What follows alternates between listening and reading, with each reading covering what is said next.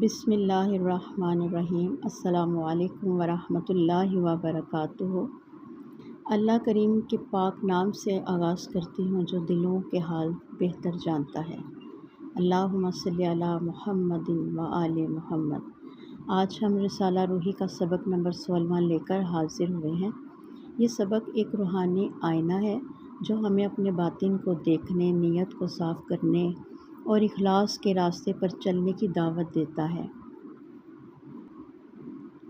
حضرت مجدد الف ثانی رحمۃ اللہ علیہ فرماتے ہیں، دل کو ہر وقت اللہ کی طرف متوجہ رکھو، کیونکہ نجات دل کی کیفیت پر موقوف ہے، زبان کے الفاظ پر نہیں۔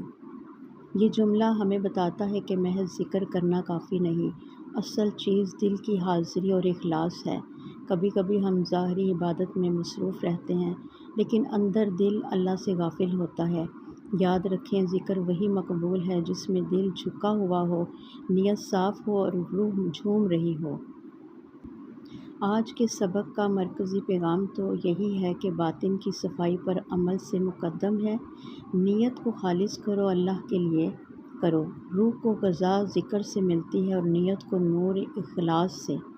آئیے آج ہم نیت کریں گے، یا اللہ میرے دل کو اپنے ذکر کا مقام بنا دے، میری نیت کو ایسا صاف کر دے کہ ہر عمل میں صرف تیری رضا شامل ہو۔